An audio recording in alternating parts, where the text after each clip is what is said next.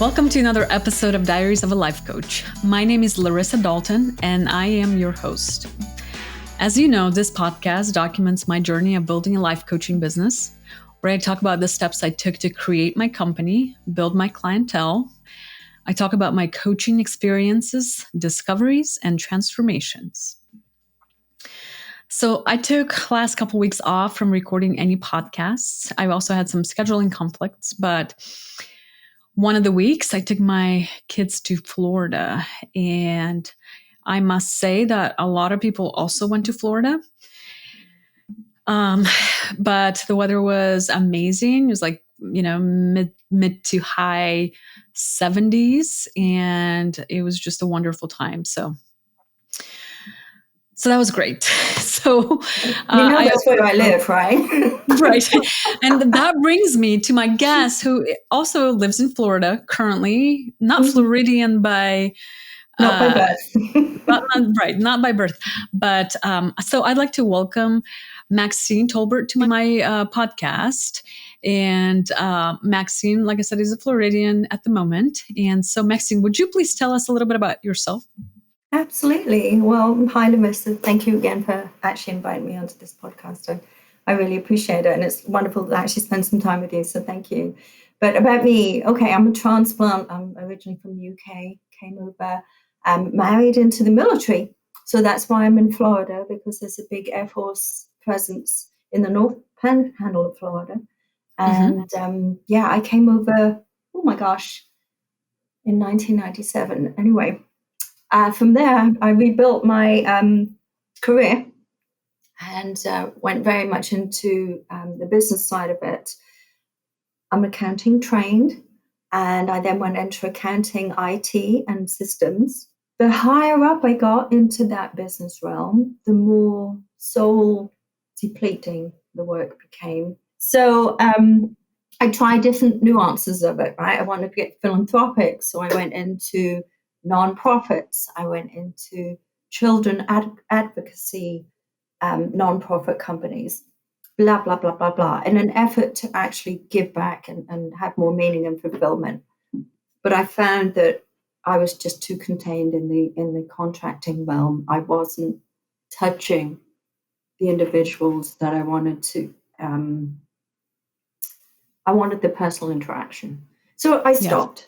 I literally stopped and pressed my own reset button to go, all right, what can I find? So on a journey of just self-discovery, I found life coaching. Yes. And that's one of the main reasons I call my business Expectations Reset.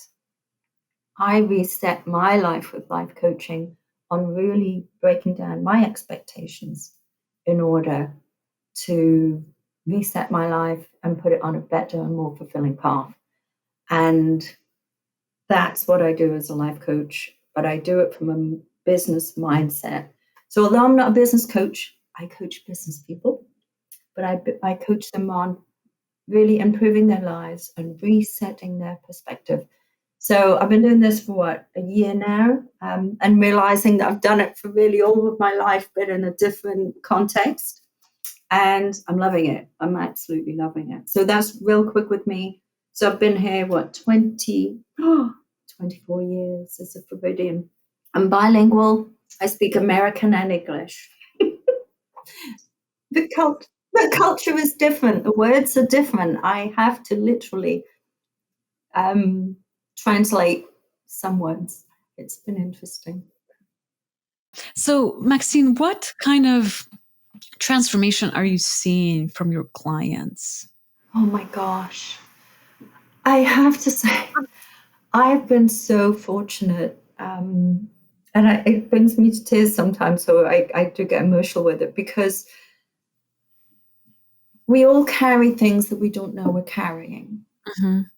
And we all have these, we call them blind spots, right? And I don't like that term, but we have things that we do and things that we believe that we don't see are hampering who we are. Like they're really limiting us in so many ways that we don't even know.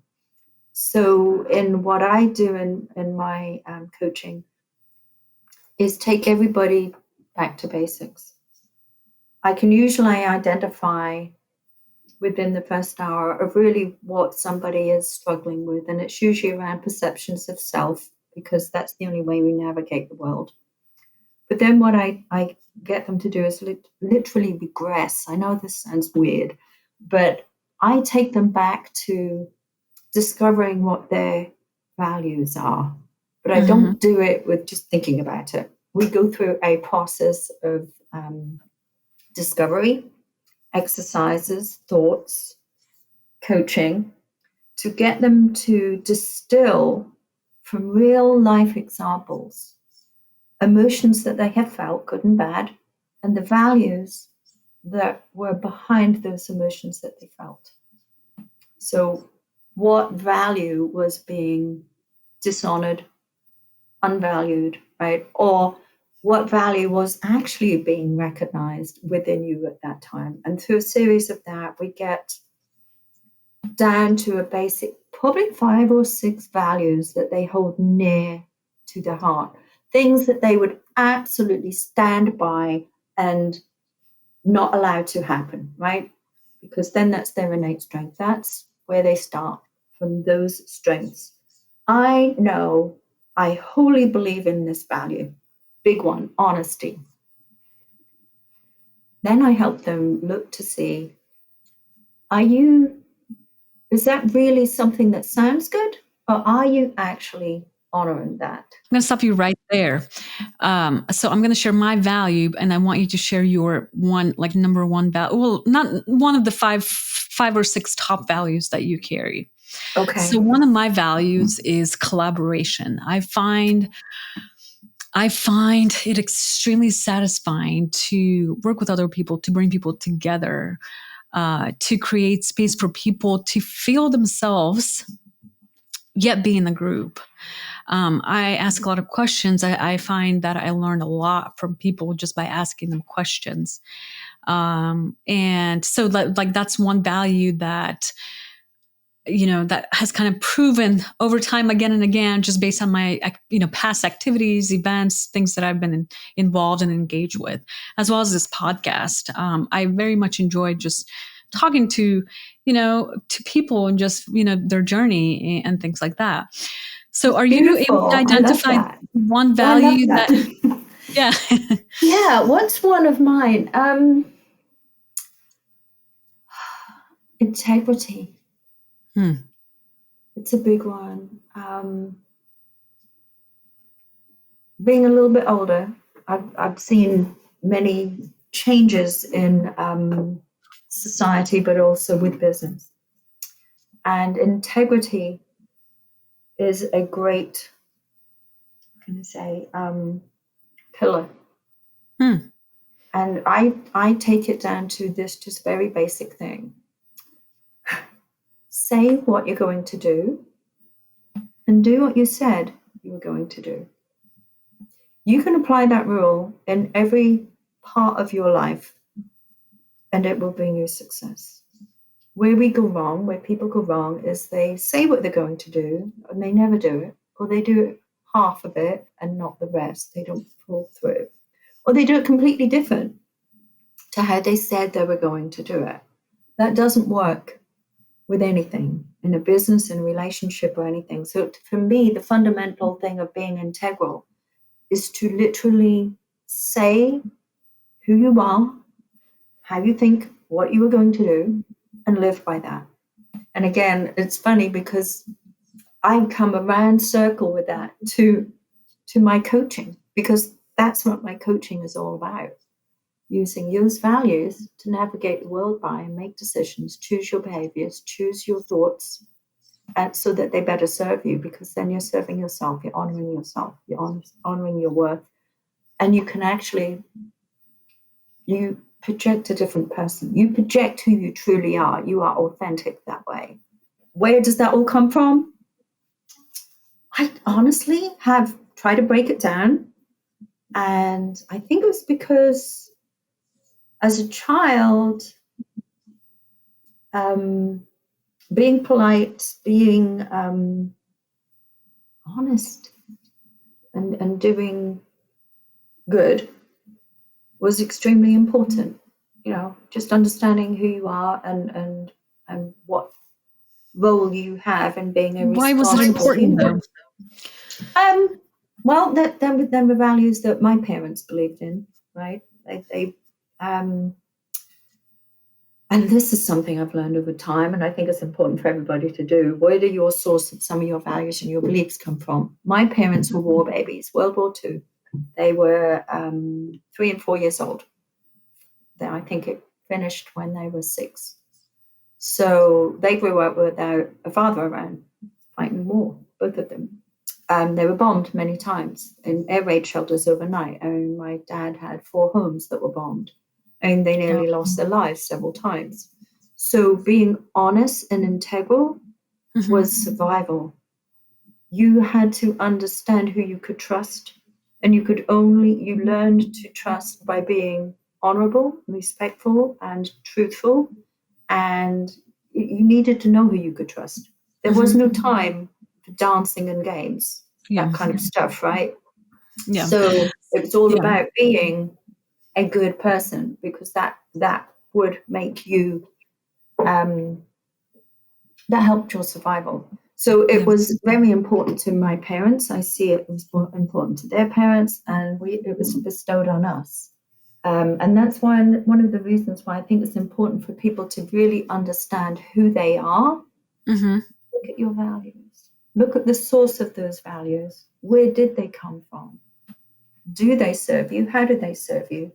Are you honoring them in all parts of your life? What are you claiming as a value that you say you hold near, but you're not living up to because you're not honoring yourself? So let's look at all of, where's the gap? Yeah. Where do you say your values are, and are they showing up in all areas of your life? And if they're not, why not? So that auditing thing is huge. But then we look at the beliefs that come from those core values by looking at the source, by looking at even things like finish the sentence. I believe this because my parents used to blah, blah, blah, so therefore I do fill in the blank, right? It makes people aware and more conscious of some of the beliefs that are all wrapped up in those core values. Some of those beliefs are not founded on anything useful anymore. They may have served in the past, but they don't now. So I really break it down to those basic things and unravel it so that they can choose. Because as well, just the end result of all of that is that people then build their boundaries because they know their strengths, they know their values, they know where the line is, right? They can also choose to adapt some of the values in ways that serve them in the environment they're now in. Audit their beliefs, rewire those if they can. That takes a while. But in doing all of that, all the expectations you have of yourself, others, life, society, government, they cannot all fall by the wayside. All of that noise starts to disappear because you realize you're not influenced by it so much. You've strengthened who you are. Now you know where the boundaries are. You know how to actually navigate a little bit better. You know how you think and need to think or make decisions to honor you. Because when you're authentic that way, you can get rid of all of that noise. Yeah. Yeah. Through this discovery, you basically essentially re-establish your self-esteem, self-worth, Confidence. who you are, your core. Yeah. And you can also see as well where the weaknesses are, because we tell ourselves lots of stories, right? We adapt stories as we go through our life. And this all comes from the belief systems as well. There's certain things that we look to validate. We believe, okay, I am not good. This is one I hear all the time, drives me nuts. I am no good at technology. Was anybody ever good at technology? I mean, a baby doesn't know how to. That's such a throwaway I don't line. know, Maxine. Today they're born and they know how to operate iPad. I don't know. I feel like But that's my point. That's my point. Yeah. If a child of 3 can sit down and use an iPad, don't tell me someone at 60 can't sit down and figure out what an iPad does. It's not difficult, right? It's fear that's holding them back. And I guess that's really what I'm doing. What's behind that belief? I'm no good at technology. Yeah. But it's probably you don't enjoy it. It threatens you because you know it's uncomfortable, right? Doesn't mean you can't do it. You're actually holding yourself back. And when you continue to tell yourself, I'm no good at technology, and you pick up something and say, see, I told you I couldn't do this. That's self-fulfilling prophecy. You're telling yourself you can't do it. Yeah. The first thing that you saw that was difficult, told you I couldn't do it. No. So it's moving from that fixed mindset to a growth mindset. Is that a familiar saying? Something that you've heard before? Oh, absolutely. Yeah. Yeah. I did a post on that. Yeah. Yeah. Absolutely. And people don't realize. So if I was to outline 3 steps, right, when we're talking about transformation, we started with values. Then our values create our beliefs. So would you say that the 3rd step in this process is, I want to say developing habits around it, but I feel like there's another step before that. Yeah, there really is. So it's all about navigation through life, right? So you've got these values, you've got these beliefs. How are you using them as a compass to navigate through decisions that you make, behaviors that you have, right? So that audit of your life and where your values are showing up and where they're not will identify really like that gap analysis. Where am I not honoring my values the most? Is it within my family? Is it at work? And when you can see the gap between, well, this is what I get them to map it out. So it's not like scoring it. So say you've got 6 values. You look at each element of your life, and I get the client to choose the elements that they believe are important in their life, right? There's 8 in the Wheel of Life that I think Jay uses, but I let them choose, right? Yeah. I will give them guidelines insofar as we might want to consider this, but draw your map. So say they pick 5, right? I want and I just want those that are not familiar with Wheel of Life, I want to kind of briefly see what it is. Yeah. So it's like a pie chart. So basically, let's think of a circle. I get them to consider breaking that circle into equal segments. So say they want to look at their career. They an aspect of their life that's important to them to look at as their career, their money, whatever they want, their business, whatever that is. So career, relationships, that's always a big one. Family and friends, they may want to group that together or look at that separately, because a lot of us do separate our family and our friends. They may want to look at the health, what's important of their health.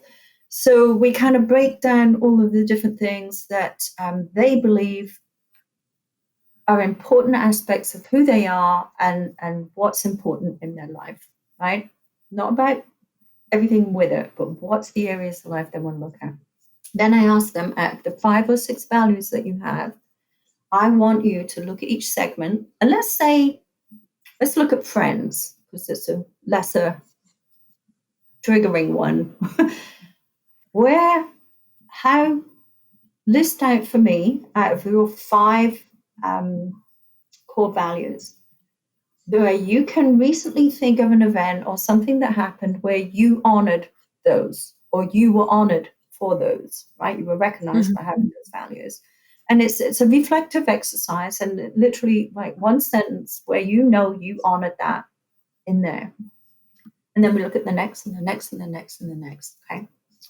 And what that will reveal is often a client is claiming a value, they're actually not applying it. They're really not. For instance, honesty. Some people love to claim that as a value, but they're not wholly honest with even who they are and how they represent themselves. So someone like that can sometimes struggle in saying, Yeah, okay. Well, within my group of friends, I'm kind of not honest. They don't know this about me. They don't know that about me, right? I'm putting a superficial face on. Well, Mm-hmm. then are your friends, if are they the right friends? Right? Are they friends that are valuable to you? So then we'll, pick the area where their values are not showing up the most, Mm-hmm. because that's going to be the most impactful for them to look at. Mm. We start breaking it down. So we break it down by looking at, give me a for instance where you did honor that and you can talk about it. Now give me a for instance where you didn't. Now let's talk about why not. What's really behind that? Why? Why? And we'll go drill down until they come up with what they believe it is. But then we'll set it aside and we'll drill down the next one. And what I usually find and what actually they discover is at the root of both of them is the same thing. Yeah. Now we're getting somewhere. Yeah. Yeah. And then we go into, well, what mindset is around that? What are the beliefs? Where did they come from? And it's liberating, because one of the main transformations I see is that when you do an objective thing of auditing and going through and really recollecting and breaking it down with honesty, you detach from the emotion that is there and you can see it objectively. And when you can see it objectively, you get those insights, you get that clarity that you need. And then you can go, I didn't realize I was doing that. Mm-hmm. Oh my gosh, why am I allowing myself to feel like that? Mm-hmm. Or, well, yes, that friend isn't, their behavior really hasn't been that friendly. I may have caused that because in order to have a good friend, I need to be a good friend, right? It's that conscious awareness of what Yes. role am I playing in my life to Mm-hmm. sabotage what I say I need. And I think that that very awareness is a transformation in itself. And it's uncomfortable. Mm-hmm. Yeah, I'm an avid reader of lots of different things from lots of different sources.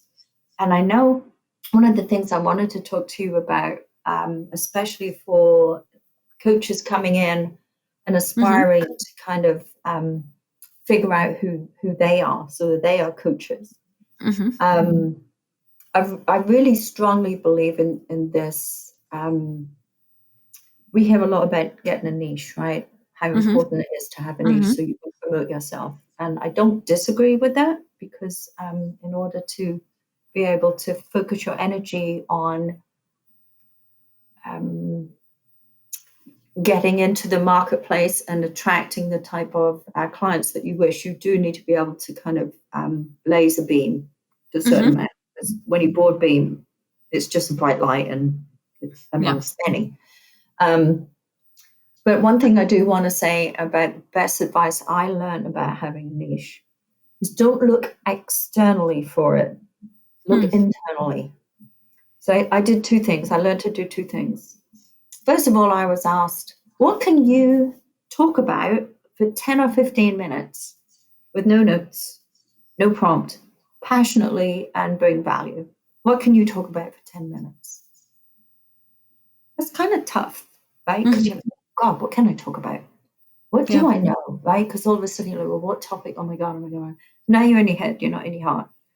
So the next question after that, I would then say, what have you suffered by in your life that you resolved yourself and you now could mentor somebody on, or you feel that you learned such a valuable life lesson on your own or however you did it?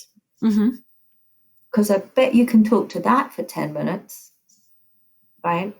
So if you then look at that in your life and you follow the pain points of your own life and what you had to do to overcome those, now consider making that part of your niche. Yeah. Make that your niche. Yeah, I like that. If anybody wants to work with you, Maxine, what is the best way to connect with you? Well, I'm actually about to launch my website. Yay. Mhm. So it's expectations-reset.com. Mhm. And you can contact me at Maxine at expectations-reset.com. I'm on LinkedIn, Maxine Tolbert, look that up. I'm probably, let's see, how else to get hold of me? That's probably the best way is, I'm not going to put my telephone number out there, but it's on my website if anybody wants to see that. And I'm happy I like to always do what I call an introduction call if anybody's interested in working with me, and that's complimentary, just so we get to know each other and see what your needs are and set the expectations, that kind of thing. Um, reach out, look for me on website. You'll see me on Facebook. You'll see me on LinkedIn a lot because that's where a lot of professional people that I've built over my 35 years of industry all hang out. And I would love to hear from you. Yeah, thank you. Excellent. And I will add your contact information in the podcast notes. But maybe next time, Maxine, we can talk about the stimulus package. Maybe you can help us understand it a little bit better if we were looking at. Absolutely. Absolutely. Oh my gosh. Well, thank you so much. It was lovely chatting with you today. I know that if you're a coach seeking to find your niche, Maxine would be a great resource for you. Also about transformation, I think you've kind of unpacked that pretty well. I think if somebody's seeking transformation, you can start with your values, move on to your beliefs, identify gaps in your own analysis, and then create habits around where you want to go, around the goals that you want to reach. So I think that's very helpful advice as well. So thank you so much. And thank you all for joining us today. And I hope to see you next time. Have any questions about today's episode? Just head over to my website, larissadalton.com/contact-info and send in your request, or simply email me at larissadalton10@gmail.com. You can find my podcasts wherever podcasts are found. If you would like me to cover a specific topic, also submit that request via website or my email.